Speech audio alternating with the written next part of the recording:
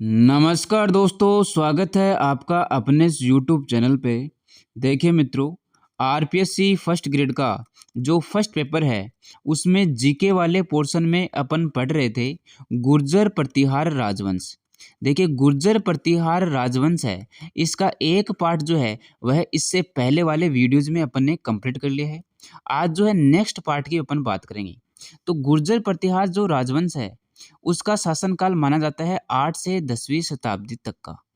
राजस्थान में राजपूत जो काल है वह 7 से 12वीं शताब्दी तक का रहा है। आर.सी. मजूमदार के अनुसार गुर्जर प्रतिहार काल जो है वह 6 से 12वीं शताब्दी तक का है। यह जो क्वेश्चन है, कौन सा क्वेश्चन, कि आर.सी. मजूमदार ने गुर्जर प्रतिहार का समय माना है या काल माना है, तो वह माना है आपका 6 से 12वीं शताब्दी तक का। ये जो क्वेश्चन है आपका 2022 की एग्जाम्स में आया हुआ है, तो आपको ध्यान में रखना है कि आर.सी. मजूमदार गुर्जर प्रतिहारों का जो समय है वह कितना मानते हैं, 6 से 12वीं शताब्दी तक का समय मानते हैं। देखिए, गुर्जर प्रतिहारों की टोटल शाखाएं हैं 26। मुहूर्त नैणसी जो है ये कुल 26 शाखाएं बताते हैं। इन 26 शाखाओं में से अपने राजस्थान में प्रमुख 2 शाखाएं हैं। पहली शाखा है आपकी मंडोर शाखा, जो कि आपकी जोधपुर में है। दूसरी शाखा जो है वो है आपकी भीनमाल शाखा। यह भीनमाल शाखा आपकी जालोर में है। तो ये जो 2 शाखा है, इन 2 शाखाओं को अपन को डिटेल से पढ़ना है। ये जो भीनमाल है, इस भीनमाल का पुराना नाम है श्रीमाल। जो आजकल अपन भीनमाल बोलते हैं, इसको पहले बोलते थे श्रीमाल। तो ये भी आपको ध्यान में रखना है कि श्रीमाल जो है किसका पुराना नाम है, भीनमाल का ही पुराना नाम है श्रीमाल। इन 2 शाखाओं में से ये जो एक शाखा है मंडोर शाखा, यह अपन ने डिटेल से पढ़ ली है। आज के इस वीडियो में अपन पढ़ेंगे ये जो नेक्स्ट शाखा है आपकी भीनमाल शाखा, यह आज के इस वीडियो में अपन पढ़ेंगे। देखिए, मंडोर शाखा जो है इसमें अपन ने क्या-क्या पढ़ा था? मंडोर शाखा में अपन ने सबसे पहले पढ़ा था कि जो आपके गुर्जर प्रतिहार है, इन गुर्जर प्रतिहारों की उत्पत्ति कहाँ से हुई है? तो गुर्जर प्रतिहारों की उत्पत्ति से संबंधित जितने भी मत थे, वो सारे के सारे मत हैं अपन ने पढ़ लिए हैं कि चंद बरदाई ने क्या कहा था, उसके बाद में जो है हेन सांग ने क्या कहा था, उसके बाद में आपका कनेडी ने क्या कहा था। बहुत सारे मत हैं जो उत्पत्ति से संबंधित हैं और ये उत्पत्ति से संबंधित क्वेश्चन भी पूछे जाते हैं। तो वो उत्पत्ति से संबंधित जितने भी जो मत थे वो अपन ने पढ़ लिए हैं। फिर अपन ने देखा कि जो मंडोर शाखा है, पहली शाखा है आपकी मंडोर शाखा। इस मंडोर शाखा का जो संस्थापक है वह कौन है? वह है आपका हरिश्चंद्र। तो हरिश्चंद्र है, इनको अपन बोलते हैं आदि पुरुष, मूल पुरुष और मंडोर शाखा यानी कि प्रतिहारों का संस्थापक। तो प्रतिहारों का संस्थापक कौन है? यह हरिश्चंद्र है। और इसकी उपाधि ध्यान में रखनी है, उपाधि इंपॉर्टेंट है। उपाधि का नाम क्या है? रोहिलदी। रोहिलदी इसकी उपाधि का नाम है। हरिश्चंद्र के जो बेटा हुआ था उसके नाम था रज्जल। इसके 4 बेटे हुए थे। इस 4 बेटों में से जो राजा बना था उसका नाम था रज्जल। हरिश्चंद्र के कितने बेटे थे? 4 बेटे थे। 2 इसकी पत्नियां थी, 4 इसके बेटे थे। चारों बेटों में से जो राजा बनता है वह बनता है रज्जल। रज्जल के बाद में इनका जो बेटा है उसका नाम है आपका नरभट्ट। तो अपन ने नरभट्ट को भी पढ़ा था। नरभट्ट के बेटे का नाम है नागभट्ट। तो अपन ने नागभट्ट को भी पढ़ा है। देखिए, ये जो नाग है, ये नाग जो है अपनी राजधानी चेंज करता है मंडोर से और मेड़ता। तो अपन ने कैसे याद किया था कि नाग यहाँ से चलता है और नाग चल करके कहाँ पहुँचता है? मेड़ता पहुँचता है। तो नागभट्ट ने अपनी राजधानी चेंज की थी मंडोर से मेड़ता। उसके बाद में बहुत सारे प्रतिहार हुए थे, उनके बारे में अपन को जानकारी नहीं मिलती है। अपन को जानकारी मिलती है सिल्लुक की। सिल्लुक के बाद में अपन को जानकारी मिलती है कक की। ये देखिए, कक जो है यह बहुत बड़ा विद्वान था, शास्त्रों का ज्ञाता था। ये जो कक है, आज का जो अपन वीडियो पढ़ेंगे उस वीडियो में अपन देखेंगे कि जो आपकी जो भीनमाल शाखा है, इस भीनमाल शाखा में एक प्रतिहार हुआ है आपका वत्सराज। तो इस वत्सराज का यह सामंत रहा था कक। तो यह भी अपन पढ़ेंगे, वत्सराज को पढ़ेंगे डिटेल से, तब आपको बताऊंगा मैं कि इस वत्सराज का यह सामंत रहा था आपका कौन? कक रहा था। कक के 2 पुत्र हुए थे, एक हुआ था बाउक और एक हुआ था कक्कुक। तो ये जो बाउक है और ये जो कक्कुक है, इनको भी अपने डिटेल से पढ़ लिया है। बाउक की प्रशस्ति है बाउक प्रशस्ति और कक्कुक का ध्यान रखना है घटियाला अभिलेख। ये दोनों के दोनों अपन ने पढ़े थे। सबसे अंत में अपन ने पढ़ा था आपका जो इस मंडोर शाखा का सबसे अंत में है वह है हमीर। इस हमीर ने क्या किया था, जो दहेज के रूप में मंडोर शाखा को दे दिया था रावचूड़ा को। रावचूड़ा को इसने दहेज में दे दिया था। तो ये जो मंडोर शाखा है, इस मंडोर शाखा को अपने डिटेल से इससे पहले वाले वीडियोज में कंप्लीट कर लिया है। अब अपन बात करते हैं आज के इस वीडियो की। आज के इस वीडियो में अपन पढ़ेंगे भीनमाल शाखा को। देखिए दो ही शाखा है, मंडोर शाखा है और भीनमाल शाखा है।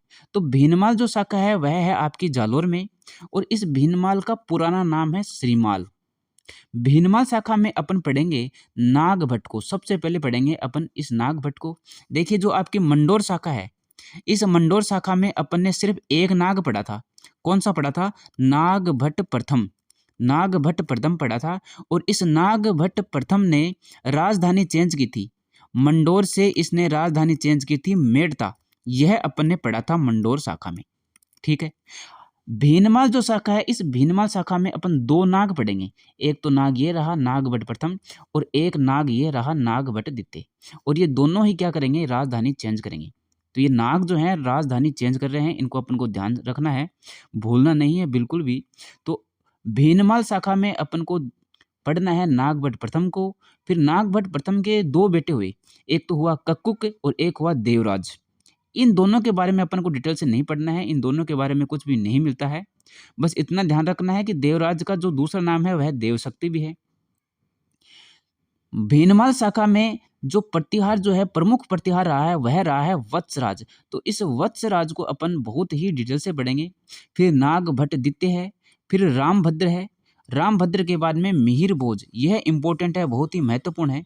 यह रामभद्र का बेटा है मिहिर भोज, और इस मिहिर भोज ने अपने इस पिताजी यानी कि रामभद्र की हत्या कर दी है। तो यह प्रतिहारों का पितृहंता भी कहलाता है। तो पितृहंता भी इसको बोलते हैं अपन मिहिर भोज को। ठीक है। उसके बाद में अपन पढ़ेंगे महेंद्रपाल को, भोजदित्य को, महिपाल को, राजपाल को, त्रिलोचनपाल को और यशपाल को। देखिए इनकी जो है एक एक दो दो लाइनें हैं, ज़्यादा डिटेल से नहीं पढ़ना है इनको। अपन को डिटेल से पढ़ना है नागभट्ट प्रथम को, उसके बाद में पढ़ना है आपका वत्सराज को, उसके बाद में नागभट्ट द्वितीय को और मिहिर भोज को। ये जो चार प्रतिहार है यह महत्वपूर्ण है, इंपॉर्टेंट है। तो भीनमाल शाखा में अपन देखते हैं सबसे पहले अपन पढ़ेंगे नागभट्ट प्रथम को। देखिए नागभट्ट जो प्रथम है 730 से 756 ईस्वी तक इसका शासन रहा है। भीनमाल शाखा का संस्थापक। अपन कौन सी शाखा पढ़ रहे हैं? अपन पढ़ रहे हैं भीनमाल शाखा। मंडोर शाखा अपन ने पढ़ ली है, ये भीनमाल शाखा है। इस भीनमाल शाखा में सबसे पहले अपन पढ़ रहे हैं नागभट्ट प्रथम को। तो यह भीनमाल शाखा का संस्थापक है। देखिए प्रतिहार साम्राज्य का वास्तविक संस्थापक है, यह क्वेश्चन जो है कंफ्यूज करेगा, क्योंकि प्रतिहार साम्राज्य का जो संस्थापक है वह अपन ने पढ़ा है हरिश्चंद्र को। हरिश्चंद्र जो है वह आपका मंडोर शाखा में है। मंडोर शाखा में सबसे पहले किसको पढ़ा अपन ने? हरिश्चंद्र को। और अपन ने ये पढ़ा है कि ये जो हरिश्चंद्र है यह हरिश्चंद्र प्रतिहारों का संस्थापक है। तो प्रतिहारों का संस्थापक अगर पूछे, अगर ऑप्शन में दोनों हो, हरिश्चंद्र भी हो और आपका नागभट्ट भी हो, तो ऑप्शन सही कौन सा होगा? वो होगा हरिश्चंद्र, क्योंकि सबसे पहले जो शाखा बनी है वह बनी है मंडोर शाखा। मंडोर के बाद में सेकंड शाखा बनी है, यह भीनमाल शाखा बनी है। तो सबसे पहले शाखा कौन सी है? मंडोर शाखा। इसके हैं हरिश्चंद्र, ये कहलाएंगे आपके प्रतिहारों के संस्थापक। तो ध्यान रखना है कि अगर कोई क्वेश्चन आए संस्थापक से संबंधित, तो संस्थापक में अगर नागभट्ट प्रथम और हरिश्चंद्र दोनों ऑप्शन में हो तो हरिश्चंद्र को करेंगे, और अगर हरिश्चंद्र ऑप्शन में नहीं है, नागभट्ट है, तो अपन नागभट्ट प्रथम को करेंगे। तो ध्यान में रखना है। नागावलोक नारायण का अवतार इनके उपनाम है। किनके? नागभट्ट प्रथम के नागावलोक और नारायण के अवतार, ये भी ध्यान में रखना है। मिहिर भोज के ग्वालियर अभिलेख में इसे राम का प्रतिहार और विशुद्ध क्षत्रिय कहा गया है। देखिए मिहिर भोज पढ़ेंगे अपन प्रतिहारों में आगे, उन्होंने लिखा था ग्वालियर प्रशस्ति या ग्वालियर अभिलेख। इस ग्वालियर अभिलेख में जो नागभट्ट प्रथम है इसको राम का प्रतिहार और विशुद्ध क्षत्रिय कहा गया है। तो राम के प्रतिहार, विशुद्ध क्षत्रिय, नारायण के अवतार, नागावलोक, ये किनको बोलेंगे अपन? नागभट्ट प्रथम को बोलेंगे। भीनमाल को चावंडों से जीतकर इसे राजधानी बनाई। तो देखिए भीनमाल को ये अपनी राजधानी बनाते हैं, लेकिन दशरथ शर्मा है वो कहते हैं कि इनकी राजधानी जालोर है। तो दशरथ शर्मा इनकी राजधानी क्या बताते हैं? जालोर बताते हैं। जयसी घोष इनकी राजधानी बताते हैं उज्जैन। तो देखो तीन राजधानी हो गई, एक तो भीनमाल, भीनमाल तो राजधानी होनी है क्योंकि भीनमाल के संस्थापक हैं ये, तो भीनमाल को राजधानी बनाई, ये बात तो सही है। दशरथ शर्मा बोलते हैं इनकी राजधानी जालोर है। जय घोष बोलते हैं इनकी राजधानी उज्जैन है। तो जालोर, उज्जैन और कन्नौज के प्रतिहारों की जो नामावली है वह नागभट्ट प्रथम से ही शुरू होती है। शायद इसी वजह से ये जो दशरथ शर्मा है, जय घोष है, ये इनकी राजधानी अलग अलग बताते हैं। तो आपको ध्यान में रखना है नागभट्ट प्रथम की जो राजधानी है वह आपको ध्यान में रखनी है भीनमाल, जालोर और उज्जैन। स्पेशल अगर पूछे कि दशरथ शर्मा क्या बताते हैं तो जालोर, जय घोष ये बताते हैं उज्जैन। और जो जालोर, उज्जैन और कन्नौज के जो प्रतिहार है इनकी जो नामावली है वह शुरू होती है नागभट्ट प्रथम से ही। तो नागभट्ट प्रथम में आपको इतनी बातें ध्यान में रखनी है। ग्वालियर प्रशस्ति में इसे मलेच्छों का नाशक कहा गया है। ये जो ग्वालियर प्रशस्ति अपन देखेंगे, पढ़ेंगे मिहिर भोज के समय, तो इस ग्वालियर प्रशस्ति में इन्हें मलेच्छों का नाशक भी कहा गया है। भारत में जो दक्षिण साइड में एक वंश है उसका नाम है राष्ट्रकूट वंश। इसको कूट वंश या राष्ट्रकूट वंश बोलते हैं। इनके राजा है दंती दुर्ग। तो ये जो दंती दुर्ग है, इन्हें दंती दुर्ग को ये हिरण्य गर्भधान समारोह में आमंत्रित करते हैं, बुलाते हैं। क्यों बुलाते हैं? क्योंकि दंती दुर्ग ने अरबों के विरुद्ध युद्ध में नागभट्ट प्रथम का साथ दिया था। इसलिए जो अरब आक्रमण होते थे पश्चिम साइड से, तो उन अरब आक्रमणों की रक्षा करने के लिए इन दंती दुर्ग ने नागभट्ट प्रथम की मदद की थी। इसलिए दंती दुर्ग को ये अपने समारोह में बुलाते हैं। इस समारोह का नाम है हिरण्य गर्भधान समारोह है। इसमें ये बुलाते हैं, कौन बुलाते हैं? नागभट्ट प्रथम बुलाते हैं। किसको बुलाते हैं? दंती दुर्ग को बुलाते हैं। अब ये दंती दुर्ग कौन है? यह राष्ट्रकूट शासक है। ये नागभट्ट प्रथम आपका कंप्लीट होता है। नागभट्ट के जो दो पुत्र थे इनको अपन को डिटेल से नहीं पढ़ना है। अब अपन डिटेल से पढ़ेंगे वत्सराज को। देखिए, वत्सराज को समझने से पहले या वत्सराज को पढ़ने से पहले अपन थोड़ा सा ये देखते हैं कि उस समय स्थिति क्या थी अपने भारत में। तो भारत में जो बीच में सेंटर में आपको दिख रखा है यह है आपका कन्नौज। यह कन्नौज पड़ता है आपके यूपी में। ये कहाँ पे पड़ता है? यूपी में पड़ता है। यह सत्ता का प्रमुख केंद्र है। सत्ता का प्रमुख केंद्र है आपका क्या? कन्नौज। सत्ता का प्रमुख केंद्र।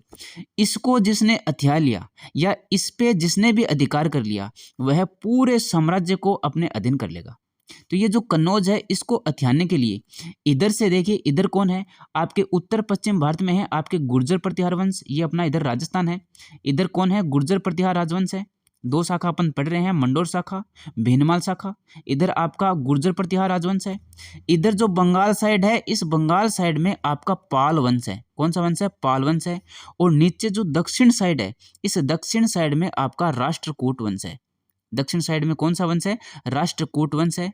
ये तीन वंश हो गए आपके। एक तो इधर है राष्ट्रकूट वंश, इधर हो गया आपके गुर्जर प्रतिहार और इधर हो गए आपके पाल।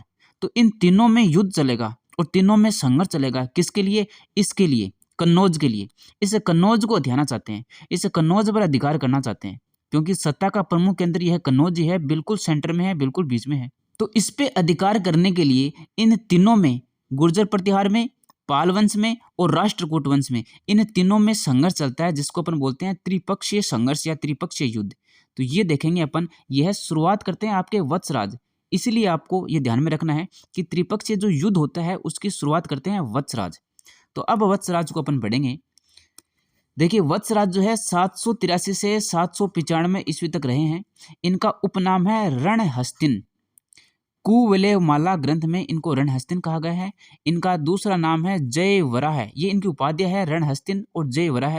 ये बहुत ही इंपॉर्टेंट है, एग्जाम्स में पूछी जाती है उपाध्याय। तो जयवराह इनको एक दुग्गिल ब्राह्मण है वो बोलते हैं, और रणहस्तिन इनको कुवलयमाला ग्रंथ में कहा गया है।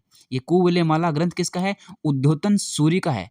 ये जो उद्योतन सूरी है ये इसके समय ही है, वत्सराज के समय।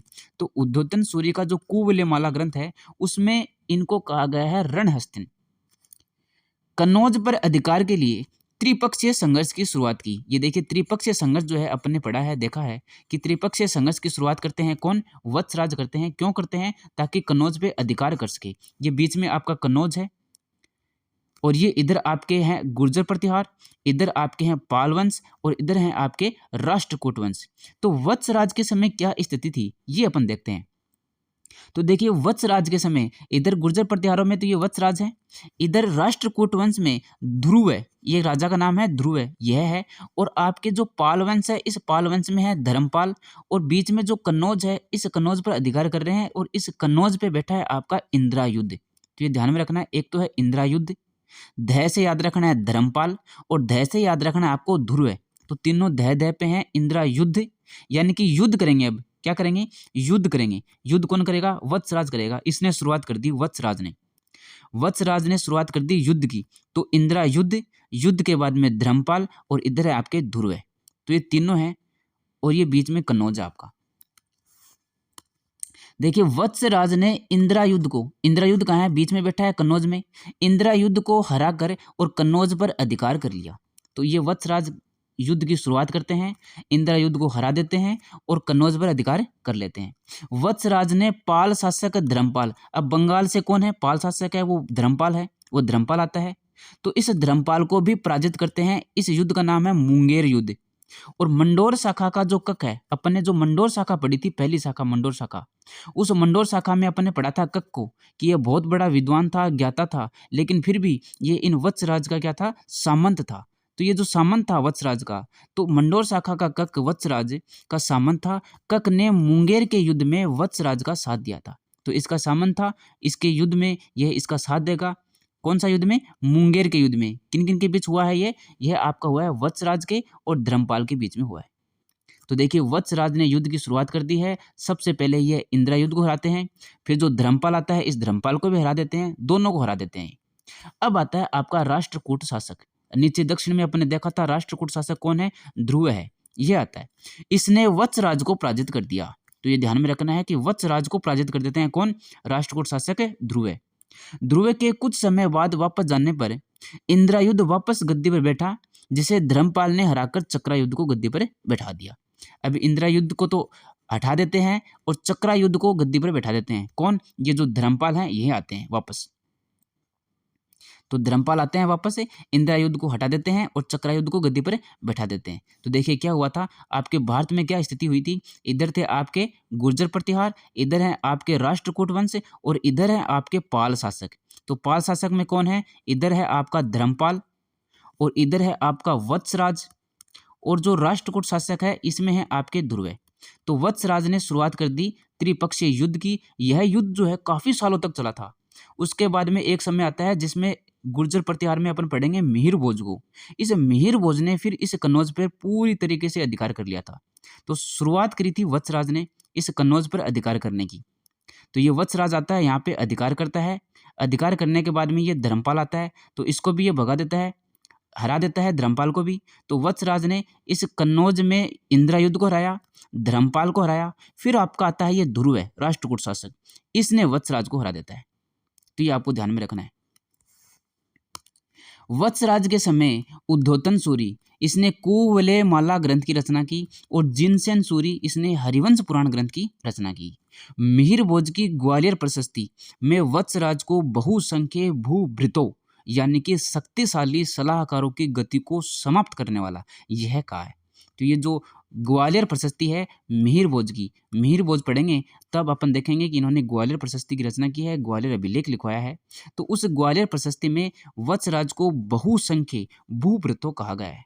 वत्सराज ने ओसिया में महावीर स्वामी जैन मंदिर का निर्माण करवाया। यह क्वेश्चन 2022 के एग्जाम से पूछा गया है, 2020 के एग्जाम से पूछा गया है कि ओसिया का जो जैन मंदिर है उसका निर्माण किसने करवाया था।